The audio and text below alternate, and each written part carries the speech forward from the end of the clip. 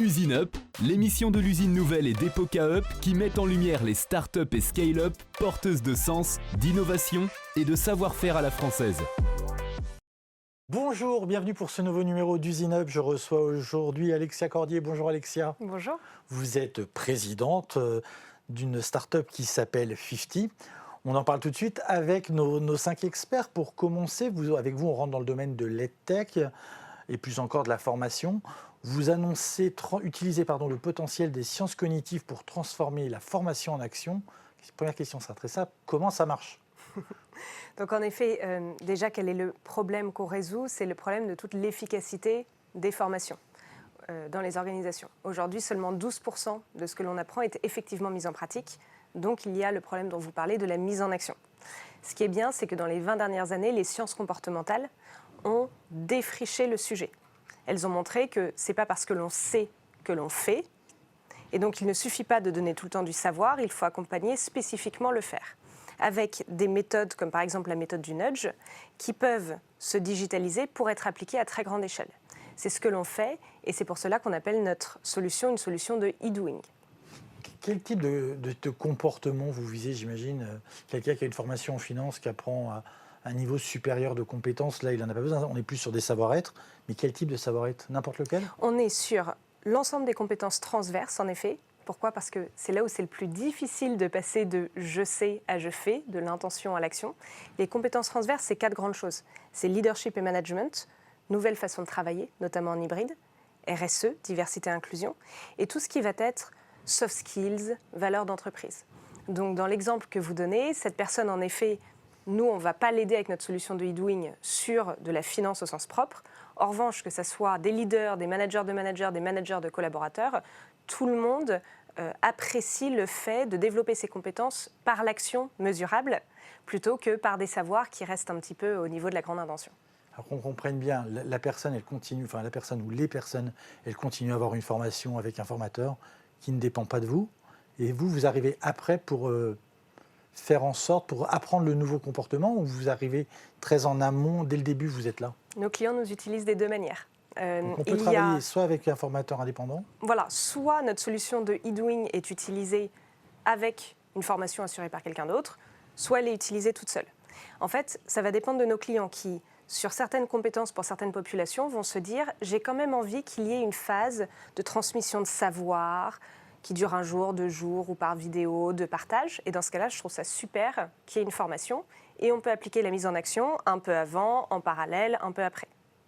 Et puis, dans beaucoup de cas, et généralement à mesure qu'on travaille avec nos clients, ils se disent quelquefois, en fait, cette population-là, elle a déjà été formée des tonnes de fois sur ce que c'est que travailler en hybride ou affirmer son leadership, plutôt que de repasser par de la consommation d'informations, on va directement les aider à se mettre en action. Et donc ça passe par le numérique. Donc c'est quoi ? C'est des exercices devant un écran ? Alors surtout pas, parce que les exercices devant un écran, je pense que par exemple, vous avez déjà fait de la mise en situation de négociation. Quand on fait de la mise en situation de négociation et qu'ensuite on négocie dans la vraie vie, c'est pas du tout la même chose. Donc là, on est vraiment dans comment est-ce qu'on aide le collaborateur à agir en situation de travail. Ça se fait de 3 manières. La première manière, c'est comment est-ce qu'on convertit l'ensemble des grandes compétences et des grands conseils qu'on entend sur les 4 verticales transverses dont on a parlé en micro-action. Micro-action, c'est quelque chose qui prend 1, 5, 10, 15 minutes et on sait si on l'a fait ou pas. Donc c'est très opérationnel. Donc par exemple, sur l'inclusion, vous en parliez, c'est prochaine réunion, je vais essayer de redonner la parole à quelqu'un. Ça prend 1 minute, je sais si je l'ai fait ou pas. Sur donner une vision stratégique à mon équipe, une micro-action, ça va être je vais débriefer mon équipe de la dernière réunion de CODIR que j'ai eue. Ça prend 5 minutes, je sais si je l'ai fait ou pas. Donc déjà, on traduit tous ces grands conseils en micro-actions. On a une grosse banque de micro-actions prouvées grâce à des données, donc on peut faire ce matching automatiquement. Et puis ensuite, on va déployer ces micro-actions sur les populations identifiées en gardant comme principe de base le choix actif. Donc vous pouvez vous dire, en tant que collaborateur, ça m'intéresse, ou alors ça ne me dit pas du tout, ou alors je le fais déjà. De toute façon, tout est anonyme au niveau individuel. Et si ça vous intéresse, on va vous dire, est-ce que vous voulez vous engager auprès de quelqu'un ? Est-ce que vous voulez un rappel dans votre agenda ou pas ? Exactement comme une app de sport qui va vous donner un plan d'entraînement. Elle ne va pas vous demander de regarder des vidéos de gens en train de courir ou de noter des gens en train de courir sur une échelle de 1 à 10. Elle va vous dire, écoutez, demain, essayez d'aller courir 10 minutes, revenez me voir quand vous avez réussi à le faire et on fera la prochaine étape. Et ça, c'est des solutions qui sont sur l'étagère pour tout. Vous avez dit, là, vous avez parlé d'une bibliothèque de cas, donc c'est sur l'étagère, tout est prévu, ou vous pouvez développer pour une entreprise particulière, pour une équipe particulière, des outils adaptés? Alors, on est justement entre les deux. C'est-à-dire que ce n'est pas sur étagère parce que le leadership chez Thales est différent du leadership chez Engie, voilà, ou chez Epoca.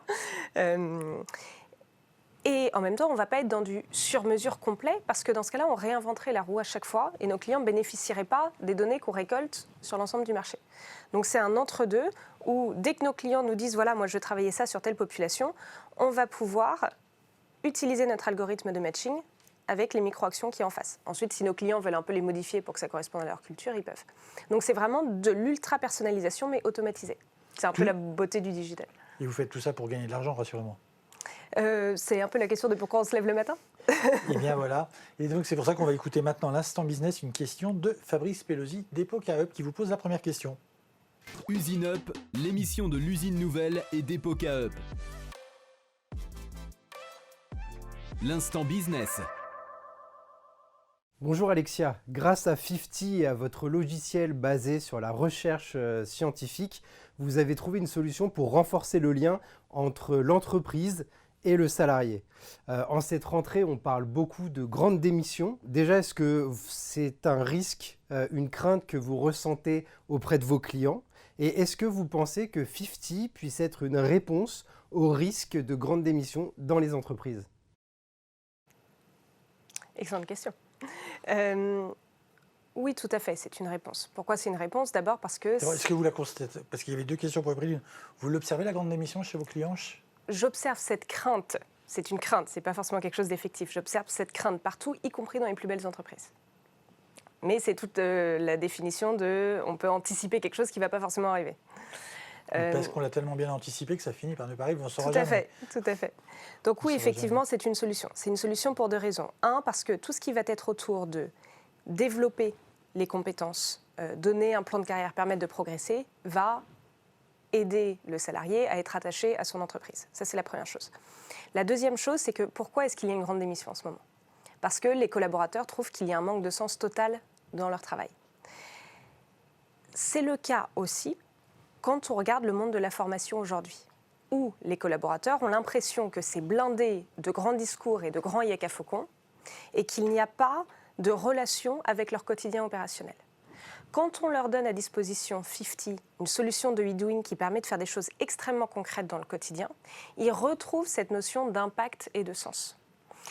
Et le parallèle que je prends souvent, c'est avec une tendance sociétale dans son ensemble. C'est-à-dire aujourd'hui, les nouvelles générations en ont un peu ras-le-bol des grands discours sur l'écologie, le bien-être, la politique en général. Ce qu'ils veulent, c'est comment est-ce que je vais changer au quotidien 2-3 gestes par semaine pour avoir un impact mesurable à mon échelle.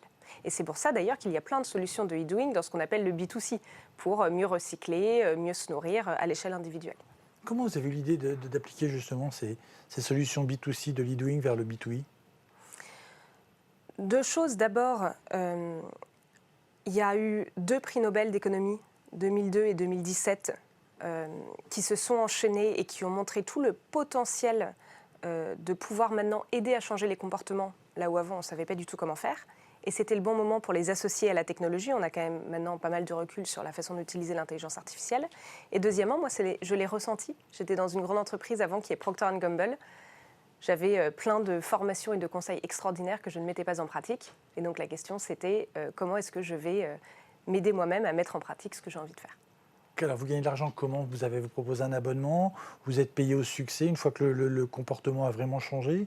Ou on vous paye a priori? Comment ça se passe? C'est des licences annuelles par collaborateur qui vont inclure l'accès au logiciel et tout l'accompagnement stratégique qu'il y a autour du déploiement. Oh pardon. Et après, on peut suivre autant de formations qu'on veut? Oui, tout à fait. C'est pas limité dans le temps? Alors, c'est annuel. Oui, c'est limité. Ouais, voilà. C'est pas limité en nombre de... Non, mais de toute façon, nous, comme on a des principes de sciences comportementales qui sont très clairs dans le produit, vous ne pouvez pas essayer de vous développer sur plus d'une chose à la fois, parce qu'on sait que ça ne marche pas. Si vous dites « je veux devenir meilleur en management et travailler sur ma communication et être plus inclusif », vous allez réussir aucun des trois. Donc de toute façon, naturellement, 50 va dire à l'utilisateur « on peut faire qu'une seule chose à la fois ». Comment vous faites pour protéger? Parce que vous utilisez finalement des connaissances en sciences cognitives qui peuvent être consultables par tout le monde. Votre savoir-faire, il est dans la capacité de les transformer en exercice pour changer les gens? Donc, il y a un savoir-faire qui est en effet comment est-ce qu'on prend toutes ces études, par exemple du Stanford Behavioral Lab, sur comment changer les comportements et comment est-ce qu'on le productise, comme on dit en bon français. Donc, comment est-ce qu'on le digitalise? Ça, c'est une première chose, c'est un savoir-faire. Mais ensuite, il y a une deuxième chose, et qui constitue d'ailleurs une très forte barrière à l'entrée pour nous, qui est qu'à mesure que les collaborateurs acceptent certaines micro-actions proposées par 50 ou les déclinent, réussissent à les faire, à en faire une habitude, nous, en fait, on a une somme de données anonymisée qui est absolument unique sur la façon dont les gens changent en entreprise. Et donc ça permet ensuite de nourrir des algorithmes de recommandation qui sont bien supérieurs à la concurrence. Dans un article à mes confrères des Échos, vous disiez que vous ne vous adressiez pour le moment qu'aux grands comptes. Pourquoi avez-vous fait ce choix pour mettre tous les moyens auprès d'endroits où il y a beaucoup de monde? Je considère qu'on ne peut pas tout faire si on veut faire les choses bien. Donc il faut choisir une typologie de clients pour qui on va développer le meilleur service et commercial et de produits. Et il y a une immense différence entre les très grandes entreprises de plus de 10 000 personnes, voire beaucoup, beaucoup plus, et ensuite les entreprises de moins de 1000 collaborateurs, donc on n'adresse pas, et encore plus les personnes individuelles pour qui on n'ouvre pas non plus la solution. Très bien. Caroline Chalin-Darginet a une question à vous poser. C'est l'instant RP et médias. Usine Up, l'émission de l'usine nouvelle et d'Epoca Up.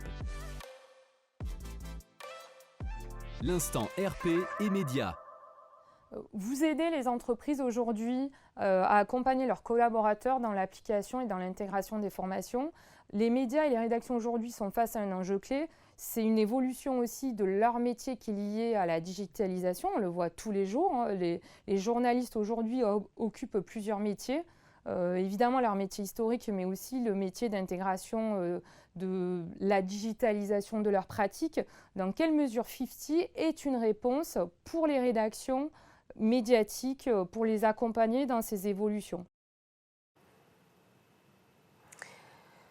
Est-ce que vous pouvez faire de l'accompagnement au changement, peut-être? Oui. On va reformuler. Alors, c'est ce qu'on se disait avant sur les compétences transverses. C'est-à-dire que 50 ne va pas pouvoir aider les rédactions sur comment passer leur business model, leur façon de faire au digital. Ça, c'est vraiment du métier. En revanche, là, on va pouvoir les aider. C'est surtout ce qui va être les compétences transverses, donc ces notions d'agilité, de feedback permanent, de lien avec les lecteurs en permanence, qui vont permettre ensuite de réfléchir à la transition de leur métier. Donc c'est vraiment comment est-ce qu'on va les aider sur cette partie transverse. Vous travaillez avec les départements de communication interne de vos clients pour faire savoir ce que vous faites, comment vous le faites ou pas du tout? Oui, c'est essentiel. Quand on déploie un programme, par exemple, de management, c'est toujours bien d'avoir le département communication dans la boucle pour pouvoir annoncer voilà, comment est-ce que les managers vont être aidés. En revanche, on ne travaille pas spécifiquement avec les départements communication pour améliorer la communication dans les entreprises. Ça, c'est encore quelque chose de différent, c'est du métier d'ailleurs. C'est leur métier, ça pour le coup. Exactement. Est-ce que le fait que le nudge ait été à la mode il y a quelques années, il y a 5-6 ans, ça vous a aidé pour lancer votre entreprise? Parce que tout le monde avait en tête ce mot. Il me semble qu'on entend un peu moins aujourd'hui. Oui. On en a beaucoup parlé. Je ne suis pas sûre que ça nous ait beaucoup aidé parce que ça restait dans un cercle très restreint quand même. C'est pas tant que ça a été à la mode, c'est juste que Richard Thaler, créateur de la méthode du nudge, venait d'avoir son prix Nobel d'économie. Donc j'ai pas eu le sentiment que personne ne parlait de sciences comportementales, tout d'un coup tout le monde en parlait et puis plus personne n'en parle. En fait, c'est juste qu'à un moment, le nudge est devenu un peu connu du grand public, là où nous, nos clients, qui sont les professionnels du learning and development, de la formation, de la transformation, l'ont toujours un peu connu. Ce que je remarque plutôt, c'est cette définition est quelquefois pas claire. Oui, c'est plutôt ça, c'est peut-être ça. Voilà. C'est quand on a un buzzword comme ça, tout le monde croit savoir ce que c'est, mais finalement... Tout le monde parlait de la mouche dans les urinoirs, mais donc, je pense qu'il faut toujours rappeler plusieurs choses sur le nudge. D'abord, qu'est-ce que c'est que sa définition? C'est tous les mécanismes qui aident un individu à passer de l'intention à l'action en se basant sur les biais cognitifs. Donc il y a deux choses importantes là-dedans. La première, c'est qu'on aide les individus à passer de l'intention à l'action. Donc s'il n'y a pas une motivation initiale de l'individu à changer, le nudge ne va rien pouvoir faire. Donc ça, c'est très important. Donc grosso modo, dans une organisation, vous allez toujours avoir 70% des individus qui ont envie de changer. Et là, le e-doing, donc le nudge digitalisé, va être très utile. La deuxième partie de la définition est importante aussi, c'est en se basant sur les biais cognitifs. Moi, j'ai un peu entendu à un moment que tout est nudge. On envoie une newsletter, c'est un nudge, une notification, c'est un nudge. Il faut toujours savoir sur quel biais on se base et arriver à mesurer le changement de comportement derrière. Il faut quand même que ça soit prouvé. Il y a aussi une autre chose que j'aime bien rappeler avec le nudge, c'est Richard Thaler, dans son livre Nudge, que je conseille parce qu'il est formidable, décrit les 3 règles d'or qui font qu'un nudge est un nudge. 1, il faut que ça soit facultatif. On doit pouvoir éviter de passer à l'action sans qu'il nous en coûte. Donc, ce n'est pas une obligation. Ce n'est pas de la manipulation. Pas du tout. Si on le passe à travers ces 3 règles d'or. Donc, 1, facultatif. C'est pour ça, d'ailleurs, que les solutions de e-doing sont entièrement anonymisées. Deuxièmement, transparent. C'est-à-dire, si on prend un mégaphone et on dit « Regardez, chers collaborateurs ou chères sociétés, si on est dans le cadre d'un gouvernement, vous êtes nudgés », tout le monde serait plutôt content d'être aidé à passer de l'intention à l'action. Donc ça, c'est par exemple le fait d'avoir rendu les dons d'organes par défaut. Je ne sais pas si vous connaissez cet exemple. Bon, tout le monde est grosso modo content qu'il y ait plus de dons d'organes. Et troisièmement, il faut que ça soit gagnant-gagnant pour la personne qui nudge et la personne nudgée, sachant que ça peut être la même personne. Donc vous avez dit quelque chose d'important qui est, c'est pas de la manipulation, pas du tout si on suit ces 3 règles d'or, et notamment des termes comme nudge marketing, pour nous, sont un contresens absolu, parce qu'en marketing, 2 pour le prix d'un, par exemple, c'est pas exactement transparent et je ne sais pas si c'est gagnant-gagnant. Et c'est toujours en fait entre 2 personnes. On peut pas, on peut avoir un plan où on le fait faire à plusieurs personnes à la fois, mais on ne réunit pas toutes les personnes dans la même salle pour leur faire en même temps. C'est tout simplement les mécanismes qui aident à passer à l'action. Donc ça peut être soit pour soi-même. Moi, je peux tout à fait, quand je me dis j'ai envie d'aller courir demain et que je me dis Alexia, il faut que tu dises à quelle heure tu vas aller courir, parce que ça va augmenter la probabilité que tu le fasses, je m'applique des techniques comportementales à moi-même. Ça peut être à 2, ça peut être une organisation vers ses collaborateurs et ça peut être offline, sans solution digitale, comme en ligne. On va parler RH avec Alain Damon, c'est l'instant RH. Usine Up, l'émission de l'usine nouvelle et d'Epoca Up. L'instant RH. On parle beaucoup en ce moment de grandes démissions et de la difficulté de plus en plus importante qu'ont les entreprises pour recruter et attirer les talents. 50 développe une solution qui permet d'influencer les comportements pour qu'ils soient plus collaboratifs, plus inclusifs, plus transversaux. Est-ce que vous avez constaté un impact positif sur la rétention, l'implication, l'engagement des collaborateurs pour les entreprises qui ont choisi vos solutions? Ça revient aussi à la question d'avant qui est pourquoi est-ce que les collaborateurs sont engagés? Ils sont engagés avant tout quand ils sont dans un système où ils ont un impact, c'est-à-dire un système qui est efficace. Et c'est pour ça que cette question de est-ce qu'ils ont des formations efficaces est essentielle pour leur engagement. C'est pas est-ce que les formations sont sympathiques et parce qu'elles sont sympathiques, ils vont être engagés.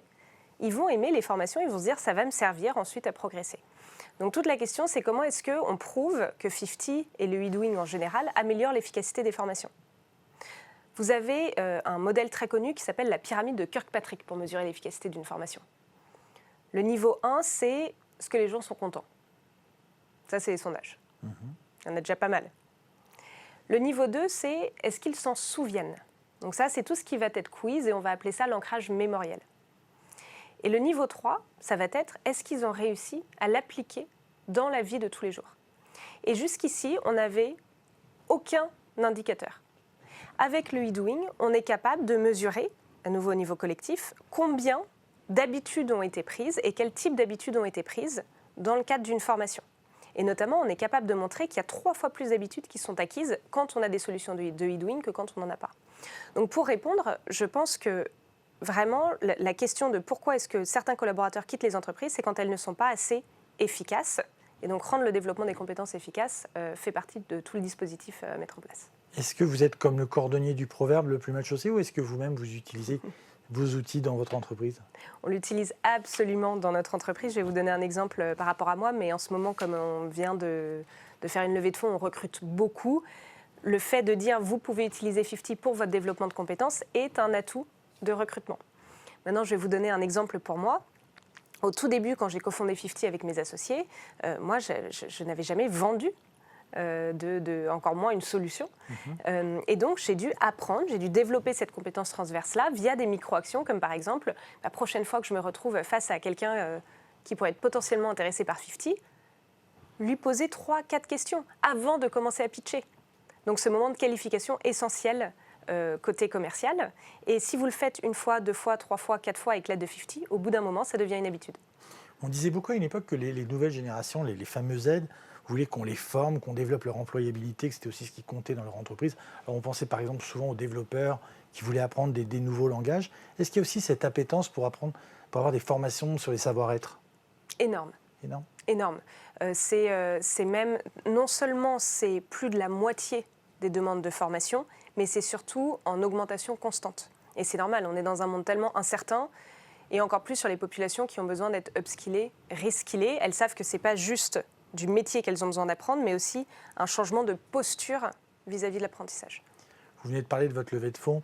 On va en reparler tout de suite. C'est l'Instant Finance avec Marc Wyatt de KPMG. Usine Up, l'émission de l'usine nouvelle et d'Epoca Up. L'Instant Finance. Bravo, j'adore la solution. Stop talking, start doing. C'est un leitmotiv que moi j'utilise au sein de l'entreprise. En plus, j'ai le déficit d'attention, donc il faut vraiment être dans l'action au sein de l'entreprise pour effectuer des changements. Bravo également pour le levée de fonds, 10 millions d'euros avec des fonds au niveau international, les business angels de grande renommée. Question pour vous.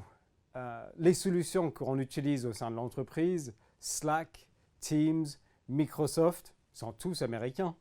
Donc, est-ce qu'il faut être américain pour réussir dans ce secteur? Et si oui, quand est-ce que vous traversez l'Atlantique? Je pense qu'il y a quand même des contre-exemples. Quand je pense à nos clients, il y en a plein qui ont leur serveur hébergé chez OVH du coup en bon français, en termes de LMS, comme on dit, donc le système qui aide à paramétrer les formations. Il y en a plein qui utilisent Talentsoft plutôt qu'un Cornerstone, Cross Knowledge aussi, qui est une grande entreprise française. Donc je pense que non, on n'a pas besoin d'être américain pour réussir de manière globale. En revanche, je pense qu'il faut avoir des ambitions globale. Donc nous, très clairement, aujourd'hui, on est leader sur le marché français. On est en train de s'étendre sur le marché européen. Et je pense que, bien sûr, la prochaine étape va être de traverser l'Atlantique. Vous pensez qu'il y a un savoir-faire français spécifique dans le monde des RH, dans la HR Tech? Parce que vous donnez 2 exemples d'entreprises françaises RH de la tech qui marchent très bien. Oui, je pense qu'il y a vraiment deux spécificités françaises.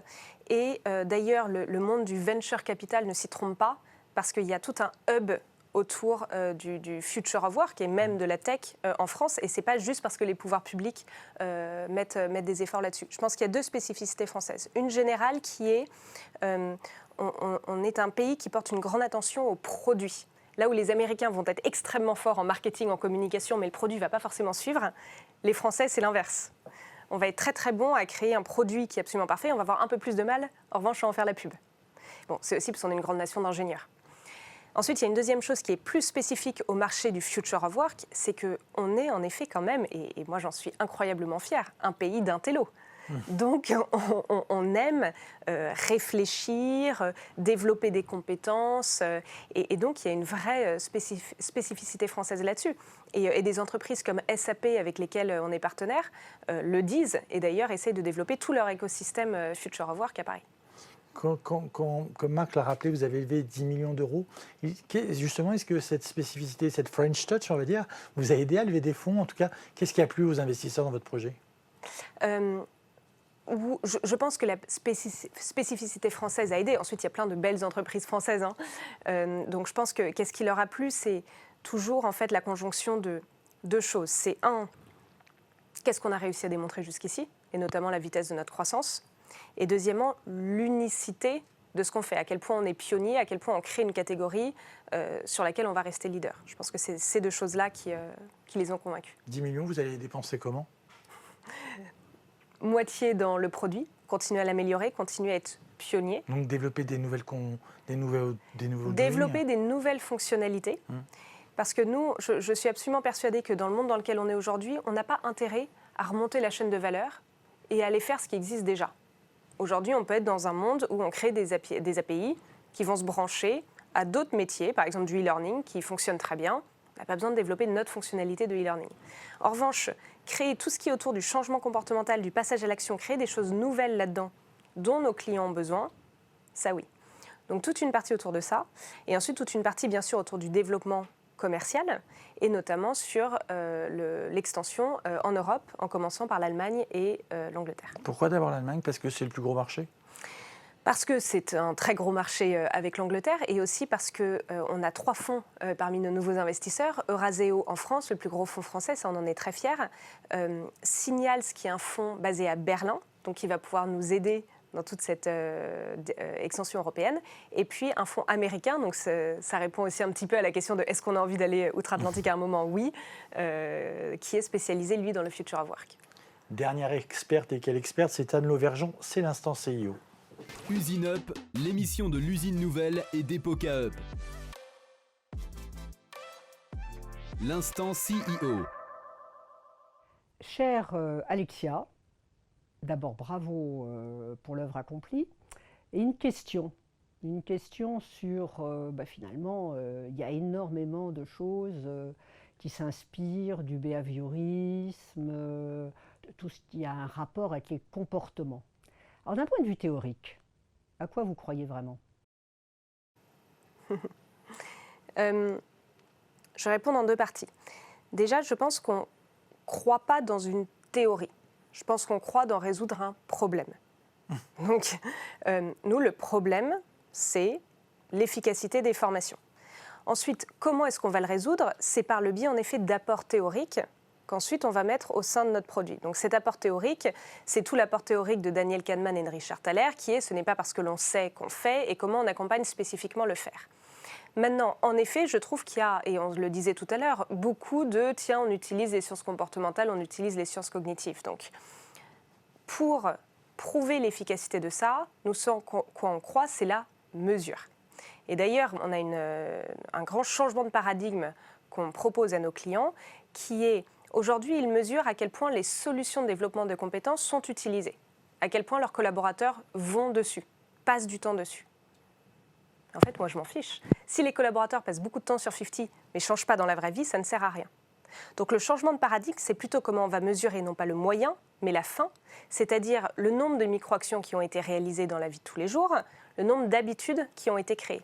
Et c'est ça qui va donner une mesure d'impact, et c'est comme ça d'ailleurs qu'on arrive à montrer qu'il y a 3 fois plus d'habitudes créées. Donc ce en quoi je crois, c'est la mesure d'impact de ce que l'on fait. Vous avez créé l'outil qui vous avait manqué quand vous étiez salarié?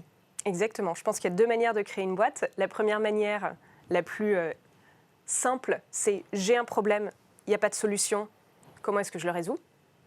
Et la deuxième manière, qui est j'imagine plus scolaire, c'est je regarde un marché, je regarde là où il y a un white space et je vais créer une entreprise pour résoudre ce problème-là. Moi, je crois moins à ça. Je trouve ça incroyable de se lever le matin et que chaque collaborateur de 50 ait le problème avant que 50 résout aujourd'hui. Qu'est-ce qui vous a fait franchir le pas? C'était une envie profonde chez vous de créer un jour une entreprise ou c'est l'occasion qui l'a fait? Pas du tout. Je pensais absolument faire ma carrière dans les grosses entreprises. C'était mon rêve de devenir directrice marketing de Procter & Gamble. Et en fait... Directrice monde, j'espère. Comment? Directrice monde. Tout à fait. Ouais. Quoi qu'il faut peut-être être américaine. Mais j'ai ressenti ce problème-là de 1. Donc moi, quand je vois un problème et je me dis il y a une solution à créer, c'est quelque chose qui me drive. Désolée pour le franglais. Et ensuite, il y a une deuxième chose qui est, on a toujours un peu de soi dans sa boîte. Et très clairement, c'est révélé au fur et à mesure des années que j'avais un biais pour l'action. D'ailleurs, notre motto, c'est « Stop talking, start doing », comme l'a dit, je crois, Marc tout à l'heure. Et donc, quand on a un biais pour l'action, en fait, on devient naturellement entrepreneur. Parce qu'on a besoin que ça aille très très vite et de construire des choses. Là où, dans les grandes entreprises, on va avoir aussi besoin d'une dimension plus de temps long.